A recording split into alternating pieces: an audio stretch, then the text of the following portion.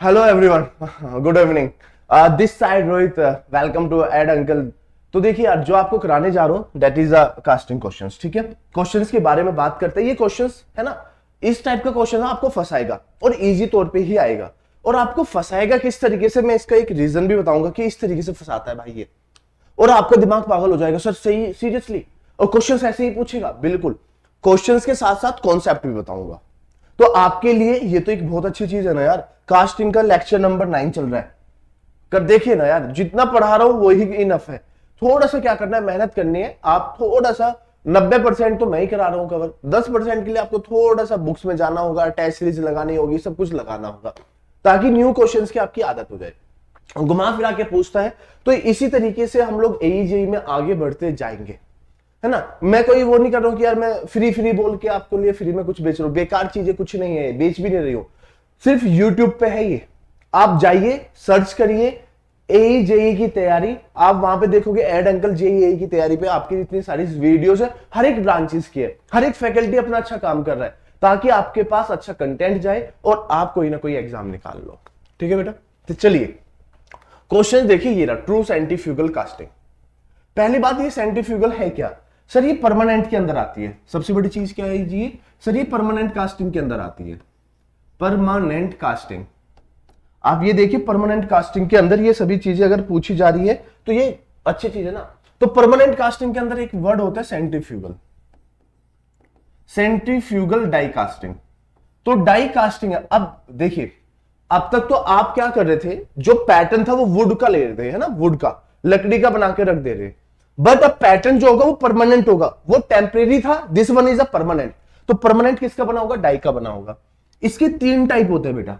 एक का नाम होता है true centrifugal. True centrifugal. Second name is semi centrifugal. Third name is centrifuging. Centrifuging, ये सभी नाम होते हैं।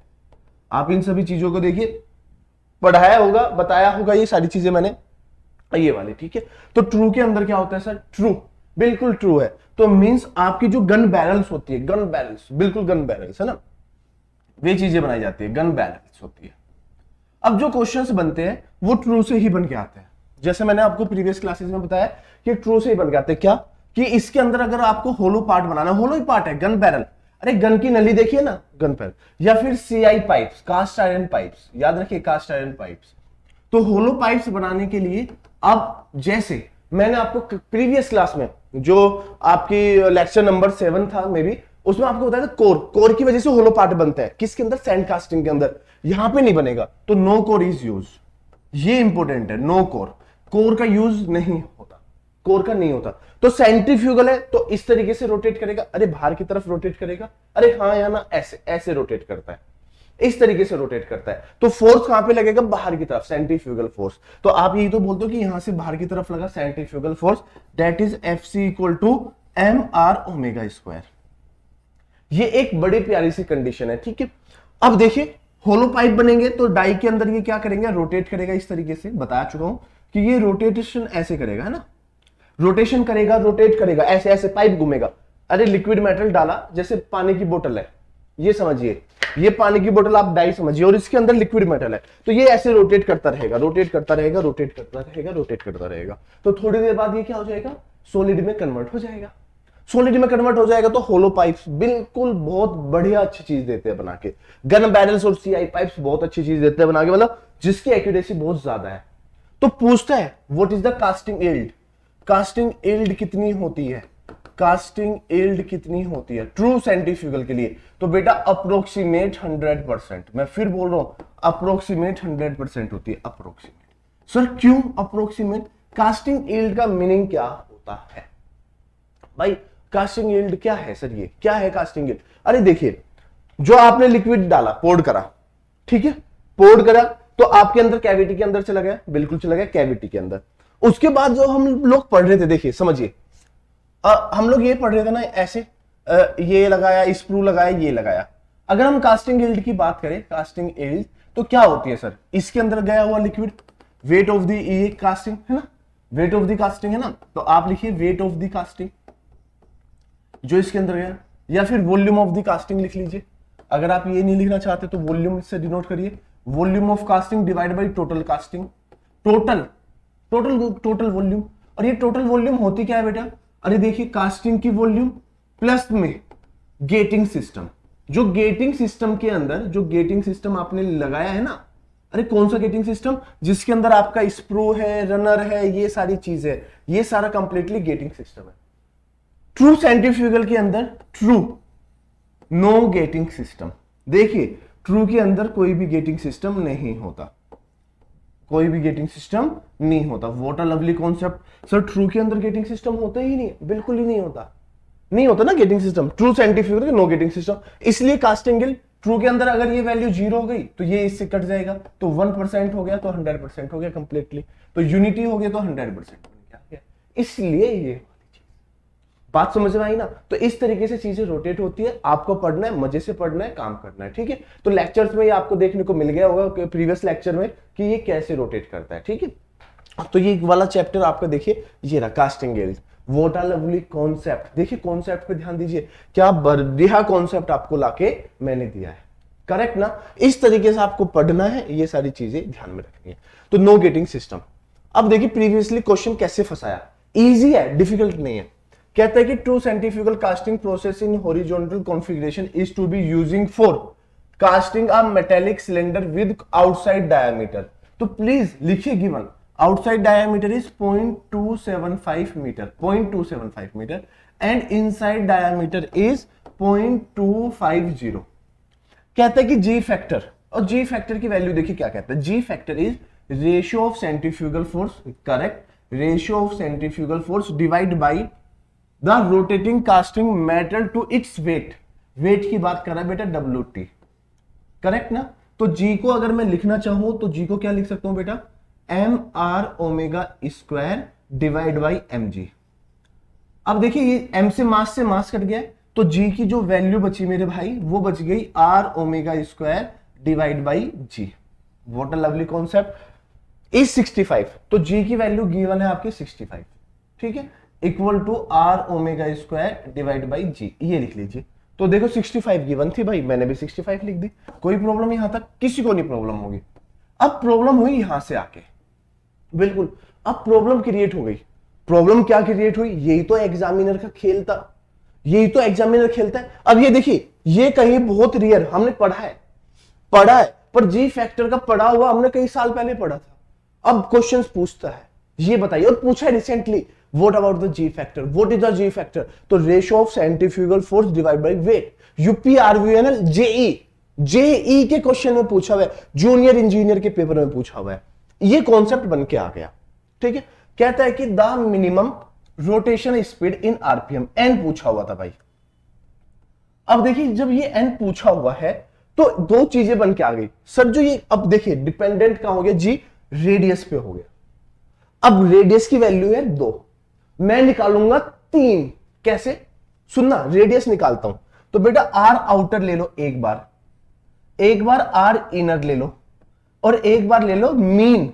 और मीन क्या होता है बच्चे, बोलो, R outer plus R inner divide by 2 3 तरीके से था, हम लोग पढ़ते थे मीन का यूज करके। अब एग्जामिनर बड़ा चालाक है, अब मैं आपको दिखाता हूं। 0.275 डिवाइड बाई 2, इसलिए कैलसी कर रहा हूं कि मेरे लिए इजी हो जाए ना, 0.1375 है ना, ये 75 और ये हो जाएगा 0.125, ये इसके नीचे नहीं चलता, ठीक है। और मीन कितना हो जाएगा, मीन इसका निकाल लीजिए, 0.375 प्लस में 0.125 डिवाइड बाई 2, तो मीन निकालोगे बच्चे 0.13125, यही है ना, 0.250 डिवाइड बाई 2, हाँ मीन ये निकल के आ गया। तो ये 3 रेडियस आपके पास गिवन है, आउटर, इनर और ये। एग्जामिनर का गेम देखिए, आपके साथ गेम खेल गया एग्जामिनर, किसी को नहीं पता। फिर देखो ऑप्शन में कहता है रिक्वायर्ड टू क्लोजेस्ट,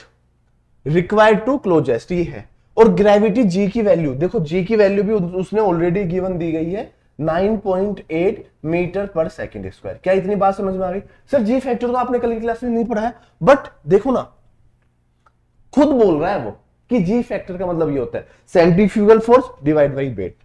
अब यहां पे 3 बच्चे आते हैं, 3 तरीके के बच्चे। एक लगाता है क्वेश्चन में, इस आर की जगह पे पुट करेगा, ये आर की जगह पे ये तीनों चीजें पुट करके करेगा। और मैं आपको दिखाता हूं कि जो बच्चे थे उन स्टूडेंट्स ने किस तरीके से सिस्टम को गलत कर दिया, क्वेश्चंस को गलत किया और क्या रीजन था। अब देखिए सुनो, मैं आपको बताता हूं। देखिए यहां पे क्या था, जैसी दो डायमीटर दिखाई दिए, दो रेडियस दिखाई दिए, तो सबसे पहले बच्चे के माइंड में आएगा मीन लेके काम करते हैं। मीन कितना है, ये रहा, तो मैं तो मीन को रख देता हूं यहां पे। देखिए अब आप, मैं चिरफाड़ करना स्टार्ट करता हूं, अब आप देखना स्टार्ट करिए, बस मजे से पढ़ना स्टार्ट करिए बच्चे। मेरे लिए आपकी ये है कि आप जितना ज्यादा पढ़ोगे उतना ज्यादा आगे बढ़ोगे, ठीक है। तो 65 इक्वल टू, बस एक बार वैल्यू देखने दो प्रीवियसली, मीन की वैल्यू मैं पहले मीन लेके चल रहा हूं, 0.3125, 0.13125। ओमेगा स्क्वायर बेटा 2 पाई एन डिवाइड बाई 60 का होल स्क्वायर, ये, और यहां पे डिवाइड बाई 9.81, सब कुछ मीटर में है ना, बस अब निकाल सकते हैं ना, एन निकाले। अब मैं थोड़ा कैलसी का यूज कर रहा हूं, 65 multiply by 9.81 multiply by 3600 divide by 0.13125 divide by 4 और डिवाइड बाई पाई और अंडर रूट लगाया, तो एन की वैल्यू ऐसे नहीं होगा ना, कुछ गलत हो गया क्या। आर रेडियस, मीन निकालना ना, तो मीन तो ऐसे ही निकलता है ना, रेडियस का मीन है ना, 0.1375 प्लस में 0.125 डिवाइड बाई 2, 13125। नेक्स्ट क्या है, 65 डिवाइड बाई जी है ना, R omega square, okay okay ठीक है। 65 ये हो गया, 65 multiply by 9.81 multiply by 60 multiply by 60 divide by 0.13125 divide by 4 divide by pi का स्क्वायर करना था, और फिर ये अंडर रूट लगाना था, जिसका आंसर था एन का इक्वल टू यहां पे बन के आ गया जी 665.59 आरपीएम। और मैंने क्या यूज किया बेटा, आर मीन यूज किया सर, आर मीन यूज किया।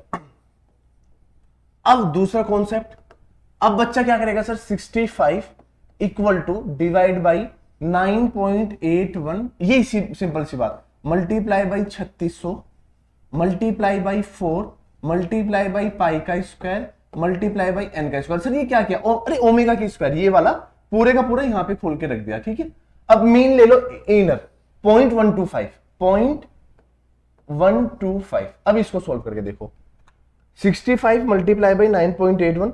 सर ये इतना बड़ा देगा जितना आप कैलकुलेटर से करो, नहीं छोटा देगा, divide by 1.25 divide by 4 divide by pi का स्क्वायर और अंडर रूट लगाया, तो ये बन के आ गया जी, एन की वैल्यू बन के आ गई यहां पे 682.03 आरपीएम। बताऊंगा आरपीएम बन के आ गई कब, जब मैंने आर इनर का यूज किया। अब आउटर का यूज करता हूं बेटा, तो 65 इक्वल टू, समझ लो अभी एक एक चीजें, 0.1375 0.1375 multiply by 4 multiply by pi का स्क्वायर मल्टीप्लाई बाई एन का स्क्वायर डिवाइड बाई 3600 और इधर आ जाएगा 9.81। अब इसका सोल्व करिए, 65 multiply by 9.81 multiply by 3600 divide by 1.375 divide by 4 divide by pi का स्क्वायर और अंडर रूट करते ही आंसर आएगा, एन की वैल्यू आ जाएगी 650.296 आरपीएम। अब देखिए ये यहां पे मैंने किया आर आउटर का यूज, ये 3 टाइप का यूज किया। अब आप खुद सोचो, क्वेश्चन में 3 तरीके का मैंने करके बता दिया बच्चे। कितने तरीके का करके बताया सर, 3 तरीके से, 3 टाइप से बताया आपने। रीजन क्या है, रीजन ये है मेरे भाई कि अगर आप इन सभी चीजों को देखोगे तो कुछ पता लगेगा यहां से। अब आंसर देखिए, 665 682 650। क्वेश्चन में क्या बोला है कि भाई बताइए required is closest to. Option देखिए, 325 नहीं हो सकता, 975 नहीं हो सकता, 1300 नहीं हो सकता, 650, और सारी वैल्यू 650 के पास में। क्लोजेस्ट पूछा तो आंसर तो ये बन गया। अरे आपके दिल के क्लोजेस्ट कौन है, अरे पूछते ना घर के क्लोजेस्ट कौन है, दिल के क्लोजेस्ट कौन है, तो भाई वही है, ये रहा, वो बन के आ गया। तो सर मुझे कैसे पता लगा, एक ही रीजन था कि मुझे कैसे पता लगा क्वेश्चंस में। तो प्रीवियसली क्वेश्चंस को खोलो, तो क्वेश्चन क्या कह रहा है, बड़े ध्यान से सुनना, माइंड लगा के। कहता है कि कहीं इसने बोला मीन डायमीटर का यूज करो, नहीं, सेंट्रीफ्यूगल फोर्स हाँ, आप लोग पढ़ते आ रहे हो कि जो सेंट्रीफ्यूगल फोर्स है वो किस तरफ लगेगा, आउटवर्ड डायरेक्शन में, आउटर डायरेक्शन में, आउटर रीजन में। इस तरीके से तो लगेगा, ऐसे ही तो लगेगा, हाँ बिल्कुल ऐसे ही लगेगा। तो जब ऐसे ही लगेगा तो आउटर डायमीटर। अगर क्वेश्चन में कहीं मीन बोलता तो मीन का यूज करते, दूसरा करते तो ये करते, ठीक है। तो इस तरीके से करते हैं हम लोग। तो यहां पे ये आपको फंसाता है, फंसाने पे आपको फंसा देगा बुरी तरीके से, मैं बिल्कुल क्लियरिटी कह रहा हूं। तो आपको क्या करना है बेटा, अगर क्वेश्चन में कुछ नहीं बोला तो यूज आउटर डायमीटर, क्योंकि आपका जो लग रहा है आउटर पे लग रहा है। अगर वो कहता कि मीन, कहीं पे मीन वर्ड लिखा होता तो आपको वहां पे फंसा दो, तो मीन डायमीटर लेके आते। बट नहीं, क्वेश्चन आपसे ये पूछेगा ऑप्शंस के साथ, पुटअप करना ये, और एक ये चीज पूछेगा आपसे जी वाला, बताइए जी का क्या है। यही फॉर्मूला पूछा था जी का यूपीआरबीएन जेई की बात कर रहा हूं। ये फॉर्मूला पूछा हुआ था कि डायरेक्टली बताइए क्या होता है, सेंट्रीफ्यूगल फीट अपॉन में वेट, या फिर डायरेक्टली यहां से कुछ ना कुछ पूछ लेगा। तो जी की वैल्यू किस किस के बीच में रहती है मैक्सिमम, वो ये भी जी की वैल्यू 60 से 120 के बीच में होती है। जो जी फैक्टर होता है उसकी वैल्यू भी पूछ लेगा, बताओ किसके बीच में होती है, ये इसके बीच में। तो बेटा ये नहीं कि अगर मैं 1 घंटे में क्वेश्चन करा रहा हूं तो कुछ नहीं है बेटा, पूरा चैप्टर कवर हो जाता है, पूरे देखिए पूरा सेंट्रीफ्यूगल कवर हो गया। नेक्स्ट आइए, ये आपने पढ़ा। तो अभी तक जो देखिए मैंने प्रीवियस क्लास में ट्रू को पढ़ा है, तो ट्रू इज ट्रू, करेक्ट ना। तो ट्रू पे ध्यान दीजिए और ट्रू ही आप करके आइए, करेक्ट ना बच्चे। तो ये ट्रू बन के आ गए परमानेंटली, आपका ध्यान दीजिए, एक एक चीज बन के आ गई, ट्रू सेंट्रीफ्यूगल। चलिए नेक्स्ट, ये आपका बन के आ गया कास्टिंग यील्ड, ये आ गया। चलिए एक और क्वेश्चन करिए। A true centrifugal casting operates to perform the horizontally. याद रखिए ट्रू सेंट्रीफ्यूगल कौन सी परफॉर्म होती है, मैक्सिमम हॉरिजॉन्टली होती है। To make copper tube section with outer diameter, wow, outer diameter बोल दिया बेटा 250 mm, और डी इनर फिर कितना बोला है 230 mm, ठीक है जी 230 mm। The value of acceleration due to gravity g, wow, g equal to देखो खुद बोल रहा है 10 मीटर पर second square, okay. If a g factor ratio is, g factor की वैल्यू देखो वही दी गई है 60 दी गई है ना। अब the rotational speed required is, अब देखिए कहीं कॉन्सेप्ट में कुछ बोला, मीन बोला नहीं बोला, तो सेंट्रीफ्यूगल फोर्स आउटवर्ड पे लग रहा है, मीन पे नहीं लग रहा, आउटवर्ड पे लग रहा है। तो सिंपल सा एक फॉर्मूला मुझे मिल गया, G equal to M R outer का outer into omega square divide by M G. तो ये कट गया, और आउटर मीटर में लेना, मीटर में लेना 0.125, 0.125 पॉइंट है ये बेटा, ये पॉइंट है, multiply by 2 pi N divide by 60 का होल स्क्वायर, और डिवाइड बाई कितना हो गया बेटा 10। और what about the g value, g value है आपकी 60। बस अब इसको ओपन कर लीजिए, देखो इधर ले जाओ सारा, 60 का क्यूब लिख दो, स्क्वायर ये रहा और ये 60 ये रहा, cube multiply by 10 divide by 0.125 divide by 4 divide by pi का स्क्वायर, और अंडर रूट करने पे आपको एन की वैल्यू मिलेगी बेटा यहां से 661.59 आरपीएम। सर आपने तो कैल्सी का यूज किया, अरे बताने के लिए यूज किया बेटा, वहां पे बड़ा इजी पूछेगा। देखो ये तो सोल्व करना है, इसका मतलब आपको पाई का स्क्वायर रट के चले जाना 9.86 अप्रोक्सीमेट 10, तो 10 हो जाएगा पाई का स्क्वायर, अरे 3.14 है ना, तो 3 का स्क्वायर 9, तो 9 पॉइंट समथिंग आएगा, तो 10 लेके चल लेना, 10 दो और ये 40 हो जाएगा। बस एक एन निकालना रह जाएगा, एन की वैल्यू कोई खतरनाक नहीं देगा, निकालने लायक ही देगा, ताकि आप उसको विद इन 1 मिनट में कर सकते हो। अगर आप इतने अच्छे हो, 10th पढ़ के आप डिप्लोमा जा रहे हो, आप 12th करके बीटेक जा रहे हो, डिप्लोमा करके बीटेक जा रहे हो, तो इतना आपके अंदर आ जाते हैं गट्स फीलिंग कि भाई आप लोग इजीली ये सभी चीजें कर सकते हो, अंडर रूट वगैरह सारे कॉन्सेप्ट को कर सकते हो। इजी बन गया कॉन्सेप्ट, हलवा कॉन्सेप्ट बन गया, इजी बन गया। तो ऑप्शन में क्या दे सकते हैं बच्चे, ऑप्शन में ये बोल देगा 660 क्लोजेस्ट बताइए, बी ऑप्शन 700, सी ऑप्शन 750 और डी ऑप्शन 600, इस तरीके से दे देगा। तो करेक्ट ऑप्शन क्या हो जाएगा, ए हो जाएगा। बस फाइंड आउट करिए, मुझे लगता है कि इससे बेहतर कॉन्सेप्ट कुछ नहीं हो सकता है मार्केट में। चलिए अब ये कुछ कॉन्सेप्ट है, अब देखिए ये वाला, ये क्या है, मैंने आपको प्रीवियस क्लास में भी बोला था बेटा, ये हम लोग है डिफेक्ट्स, कास्टिंग डिफेक्ट्स, और ये सबसे इंपॉर्टेंट फॉर्मूला है। अगर आपने डिफेक्ट्स नहीं पढ़े तो कुछ नहीं पढ़ा। ये बेटा कास्टिंग डिफेक्ट्स पढ़ा रहा हूं तो बड़े ध्यान से सुनिएगा। सर कास्टिंग डिफेक्ट्स होते क्या, देखिए सर यहां से है, कुछ तो चीज होगी कि सर क्या है ये बताइए, कॉन्सेप्ट में क्या है। अगर मैं इनमें बात करूं कि सर ये कैसे बन के आया, क्या है ये, तो पहले आप डिफेक्ट्स के बारे में पढ़िए। थोड़ा सा बता देता हूं डिफेक्ट्स। देखिए 2-3 डिफेक्ट्स पढ़ लीजिए, काम बन जाएगा। डिफेक्ट्स में 2 डिफेक्ट्स बड़े अच्छे हैं। पहला डिफेक्ट का नाम है मिश्रण, मिसरन, मिसरन है ना, आउट हो गया जी, मिश्रण हो गया है ना, याद रखिए मिश्रण हो गया। दूसरा होता है कोल्ड शट, पहले इन 2 को याद रखिएगा। कोल्ड शट, अगर आपने ये दोनों ही याद कर दिए ना तो काम बन जाएगा। देखिए क्या होता है, बड़े ध्यान से समझिएगा, करिएगा और पढ़िएगा। देखिए ये आपकी कैविटी है, अरे रखा जाओ, ये इस तरीके से कैविटी है। अब बड़े ध्यान से सुनना, कैविटी में इस तरीके से इधर से और इधर से दोनों तरफ है ना।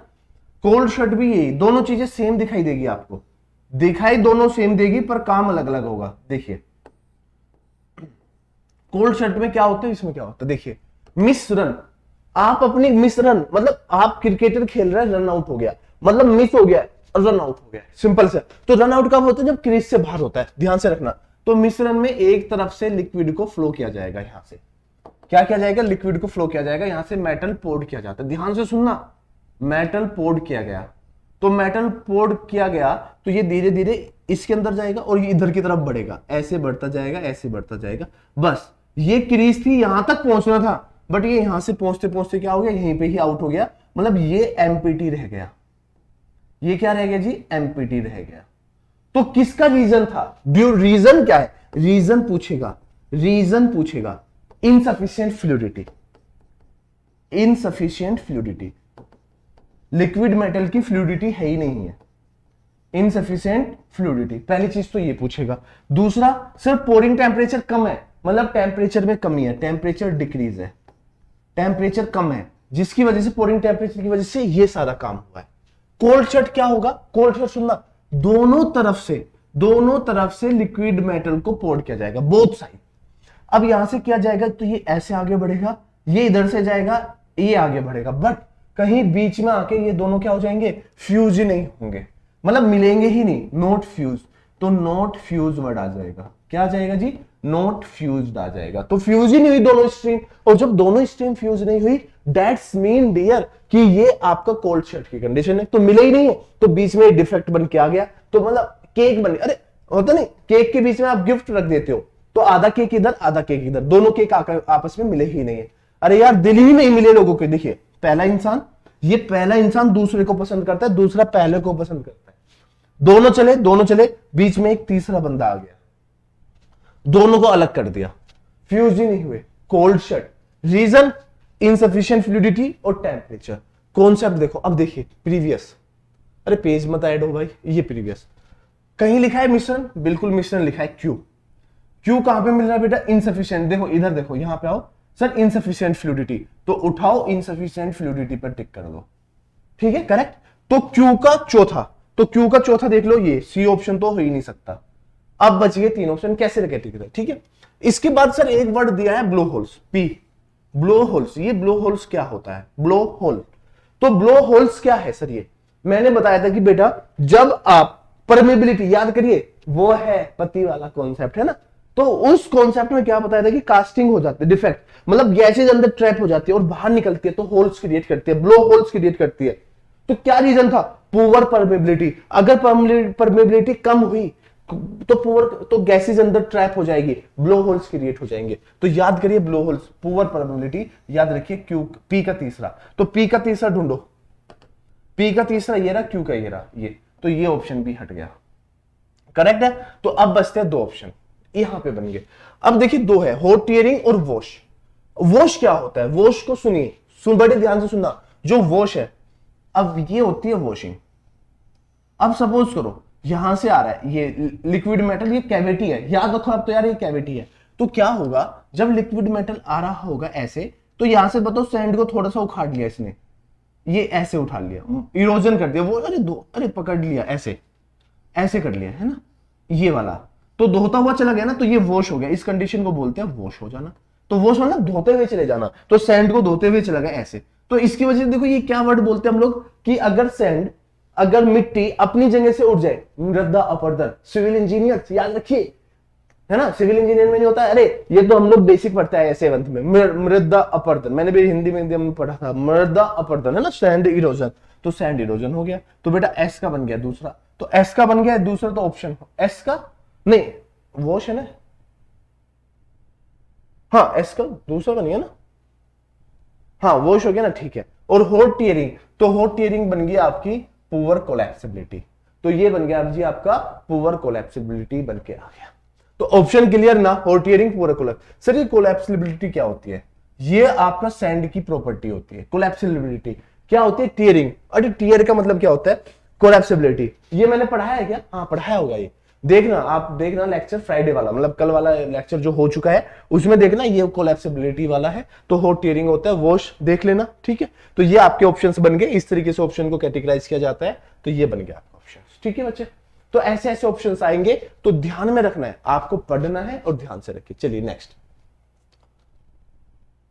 अच्छा ये पेज लग गया, ये बताइए कास्टिंग नियर, जल्दी से जाइए और ये कॉन्सेप्ट बताओ, ये वाला कॉन्सेप्ट बताइए। During solidification of a pure molten metal, the grain in the casting near the mould wall, near the mould. अब देखिए कास्टिंग की बात कर रहा है, कौन सी कास्टिंग की बात कर रहा है? Grain in casting near the mould wall area. अब देखिए कोई भी मोल्ड ले लो, सपोज करो ये मोल्ड है, ठीक है, आप इसके चारों तरफ कह रहा है, ये मोल्ड वॉल के चारों तरफ, ध्यान से सुनिए, मोल्ड वॉल के चारों तरफ की बात कर रहा है, ये इस तरीके से बात कर रहा है। अगर ये इस तरीके से बात कर रहा है तो due to high cooling rate, high cooling rate, तो due to high cooling rate क्या होगा? रैंडमली ओरिएंटेड हो जाएंगे। क्या होते हैं? वॉल्स के किनारों पे रैंडमली ओरिएंटेड। और जब ग्रेन्स होते हैं तो ग्रेन्स क्या होंगे? जो ये यहां पे होते हैं वॉल्स के पार में, इनकी डेंसिटी होती है हाई डेंसिटी। क्या होती है बेटा? High density. और हाई डेंसिटी है तो फाइन ग्रेन्स है। कौन से ग्रेन है बेटा? Fine grain.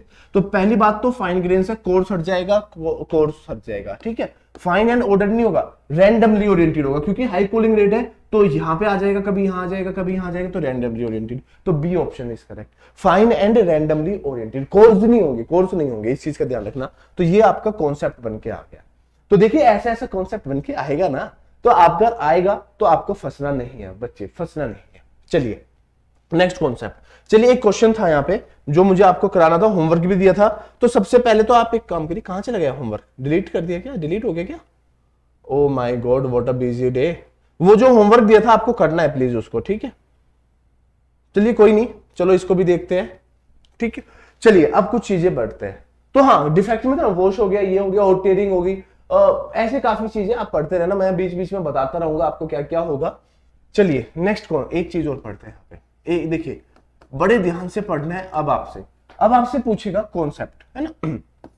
देखिए कई चीजें पूछता है आपसे, वो वर्डिंग क्या होगी ये आपको ध्यान में रखना है कि कैसे कैसे चीजें एग्जामिनर पूछता है। अब आपसे पूछेगा कि सर हॉट चैम्बर डाई का, मैं बताता हूं, एक क्वेश्चन पूछेगा आपसे ब्लो मोल्डिंग, याद रखना कि सर ब्लो मोल्डिंग है, एक ब्लो मोल्डिंग से पूछता है, एक पूछेगा स्लश कास्टिंग से, ऐसे स्लश, ये सब परमानेंट के टाइप है। तो ये क्वेश्चन पूछेगा कि ब्लो मोल्डिंग से क्या बनाते हैं। क्वेश्चन देखना, ब्लो मोल्डिंग, ब्लो ऐसे, ब्लो मतलब क्या होता है? फूंक मारना, है ना, ऐसे हवा निकालना। तो ऐसे ही जो ये पानी की बोतल्स होती है, जो आपकी ग्लास की बोतल्स होती है, ग्लास बोतल्स कह लीजिए आप लोग, ग्लास बोतल्स कह लीजिए, जैसी भी बोतल्स है वो बोल दीजिए, जो बोतल्स होती है, याद रखना बोतल, वो बनती है ब्लो मोल्डिंग से। देखिए ये स्ट्रक्चर है डाई का, और मुझे ये बनाना है अंदर का, तो क्या होगा? डाई के अंदर परमानेंट है, इसके अंदर ये रोटेट करेगा तो यहाँ पे आपको क्या करेगा? एयर को ब्लो करना होता है। जैसे ही एयर को ब्लो करोगे तो जो एयर है वो वॉल्स के चारों तरफ बैठ जाती है, सोलिडिफाई हो जाती है। तो सोलिडिफाई हो गई तो ग्लास बोटल्स बनती है, ठीक है।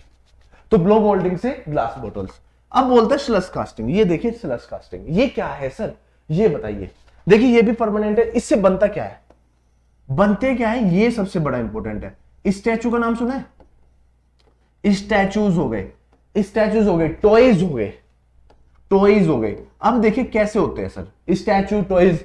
लैंप बेड, जो लैंप बेड होता है, लैंप बेड, ये सभी चीजें आपकी बनती है स्टैचू से। या फिर ज्वेलरी कह लीजिए, वो है ना, ज्वेलरी टाइप में भी एक ऐसे गोल्ड ऑर्नामेंट्स नहीं, ज्वेलरी टाइप जो आर्टिफिशियल आती है ना, स्टैचूज, ये तो ये सब कुछ स्लश कास्टिंग। स्टैचूज कैसे, जैसे वो शक्तिमान वाला स्टैचू आता था, है ना, ये सारे स्टैचूज आते थे। या फिर आपने देखा होगा बैटमैन, शक्तिमान, जैसे कई स्टैचूज आते हैं WWE के स्टार्स के आते हैं, या काफी स्टैचूज बनते हैं। तो स्टैचूज जो बनते हैं, जो आप लोग खेलते हो, टॉयज वगैरह खेलते हो, वो आते हैं ना गाड़ी चलाने वाला, ये सब कुछ किससे बनते हैं बेटा, स्लश कास्टिंग से। तो क्या उनसे प्रोडक्ट होलो, और होलो में भी कौन से, सिमेट्रिकल की अनसिमेट्रिकल। अब आप देखो ना, कोई कोई अलग अलग टाइप का सिमेट्रिकल होते हैं एक एक्सिस पे, वहां पे कहीं होलो ऊपर ज्यादा कम, तो अनसिमेट्रिकल टाइप है ना, अन एक्सिस कह लीजिए, अनसिमेट्रिकल टाइप। रीजन क्या है, होलो तो बना रहा है तो अनसिमेट्रिकल भी तो बना रहा है ना, क्योंकि अब देखिए टॉयज में कोई ऐसे बन गया, ऐसे बन गया, इस तरीके से बन गया, तो कोई उसका कोई भी एक्सिस सिमेट्रिकल नहीं है, कोई भी एक्सिस उसका सिमेट्रिकल नहीं है, सॉरी, उसका कोई भी एक्सिस बच्चे सिमेट्रिकल नहीं है। और जब उसका कोई भी एक्सिस सिमेट्रिकल नहीं है तो अनसिमेट्रिकल हो गए। तो याद रखना, अनसिमेट्रिकल और सिमेट्रिकल में ये एक कॉमन सा डिफरेंस है, ठीक है। जो ट्रू सेंट्रीफ्यूगल होती है, ट्रू की बात करो, वो सिमेट्रिकल है, वो सिमेट्रिकल है ना। यहाँ पे ये अलग पार्ट हो गया टॉयज का। स्टैचू, लैंप बेड, जो आपके लैंप होते हैं उनके बेड होते हैं, वो भी आपके स्लश कास्टिंग से बनते हैं। तो ये सभी चीजें आपको याद रखनी है, ब्लो मोल्डिंग और स्लश कास्टिंग, ये पूछता है, तो इसलिए मैंने आपको बता दिया पहले कि आप इन सभी चीजों का ध्यान रखिएगा। इसके अलावा कुछ और चीजें बच गई क्या? हाँ, जो भी बचेगा वो तो नेक्स्ट क्लासेस में चलता रहेगा। चलिए, ये मैंने आपको बताया, इजी ना, मुझे लगता है इससे इजी तो कुछ होगा ही नहीं फिर, है ना। ऐसे ऐसे क्वेश्चन पूछेगा। एक क्वेश्चन और करते हैं फिर हम लोग, बताइए, क्वेश्चंस लिख लीजिए या फिर आप कुछ भी लिख सकते हो। सपोज करिए, चलिए, डाई कास्टिंग, डाई प्रेशर है ना, प्रेशर डाई कास्टिंग ना, hot die casting, hot die casting, hot die casting, और यहां पे कोल्ड डाई कास्टिंग। ये दो टाइप की कास्टिंग होती है, प्रेशर डाई कास्टिंग। ये टाइप किसका बेटा, प्रेशर डाई कास्टिंग का, प्रेशर डाई कास्टिंग। तो पूछता है कि डाई कास्टिंग में यहां पे कौन सा टेम्परेचर यूज किया जाता है, तो जिनका लो मेल्टिंग पॉइंट टेम्परेचर होता है। कौन कौन सा होता है बेटा, लो मेल्टिंग पॉइंट टेम्परेचर होता है। यहां पे कौन से यूज किए जाएंगे, कोल्ड में, जिनका हाई मेल्टिंग पॉइंट टेम्परेचर होता है, ठीक है, हाई मेल्टिंग पॉइंट टेम्परेचर है ना, ये होता है। इसमें पूछता है कि कौन कौन सा मटेरियल यूज किया जाता है, तीन ही याद रखना, लेड, जिंक, टिन। कौन कौन से बेटा, लेड, जिंक और टिन, ये ही यूज किए जाते हैं बस। और इसमें कॉपर एलॉय, कॉपर एलॉय कह सकते हो, एल्यूमिनियम एलॉय कह सकते हो, मैग्नीशियम एलॉय, ये सारी चीजें इसके अंदर यूज की जाती है। प्रोडक्ट क्या बनता है, प्रोडक्ट क्या, एप्लीकेशन, दोनों की कंबाइन है। देखो, अगर मैं ये करके ऐसे करा रहा हूं तो दोनों की कंबाइन है। जैसे टॉयलेट फिक्सचर, टॉयलेट फिक्सचर, कार्बोरेटर्स, कार्बोरेटर्स, इस तरीके के जो चीजें, वो इन दोनों का मिक्स पॉइंट है, ठीक है। सर होती क्या है ये हॉट डाई कास्टिंग, आपने बता दिया।